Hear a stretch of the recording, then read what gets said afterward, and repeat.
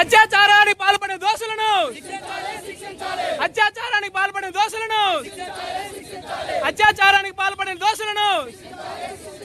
అత్యాచారానికి పాల్పడే దోషులను We want We want We want We want We want We want We want We want We want శిక్షించాలి శిక్షించాలి ఉరి తీయాలి ఉరి తీయాలి నిందితులకు వెంటనే నిందితులకి తక్షణం ఉరి తీయాలి ఉరి తీయాలి నిందితులకి తక్షణం ఉరి తీయాలి ఉరి తీయాలి ఉరి తీయాలి ఉరి తీయాలి ఉరి తీయాలి ఉరి తీయాలి ఉరి తీయాలి ఉరి తీయాలి ఉరి తీయాలి ఉరి తీయాలి జస్టిస్ జస్టిస్ జస్టిస్ జస్టిస్ ఎక్కడా ఎక్కడా ఎక్కడా ఎక్కడా ఎక్కడా ఎక్కడా ఎక్కడా ఎక్కడా ఎక్కడా ఎక్కడా ఎక్కడా ఎక్కడా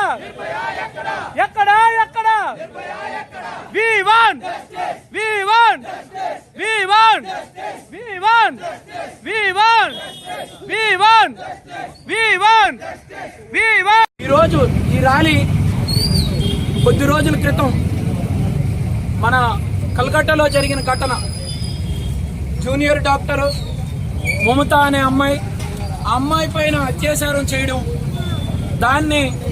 సూసైడ్ అని చెప్పేసి బయటికి తెలియజేయడం కానీ, తరువాత దాన్ని మళ్ళీ సిబిఐకి అప్పచెప్పడం కానీ ఎన్నో సంఘటనలు జరిగాయి. దాంట్లో భాగంగా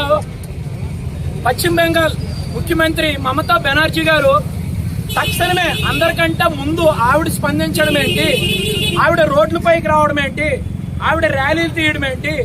నాకేమీ అర్థం కావట్లేదు. ఎందుకంటే ఒక సీఎం, స్టేట్ సీఎం అయి ఉండి నిందితులకు వెంటనే శిక్షించే విధంగా ఏదైతే గతంలో జరిగిన తెలంగాణలో జరిగినట్టు సూసైడ్ వాళ్ళకి వెంటనే సూసైడ్ ఆర్డర్లు ఇచ్చే వాళ్ళని కాల్చిపడేయకుండా కనీసం వాళ్ళు ఏంటంటే ఆవిడ వాళ్ళకి అంటే ర్యాలీ చేయడం ఏంటి, ఏదో ప్రతిపక్షంలో ఉండేటట్టు, ఇదైతే హాస్యాస్పదంగా ఉంది. ఖచ్చితంగా చెప్తున్నాం, ప్రతి ఒక్కరు కూడా ప్రజలు, అదేవిధంగా యువకులు, ముఖ్యంగా యువకులు, పెద్దలు కానీ ప్రతి ఒక్క మగాడు కూడా తీసుకోవాల్సిన నిర్ణయం. ఆడపిల్లనంటే ఒక ఆడపిల్ల, ఒక తల్లి నుండే ప్రతి ఒక్క మగాడు కూడా వచ్చాడు. అలాంటి తల్లి లాంటి ఆడపిల్ల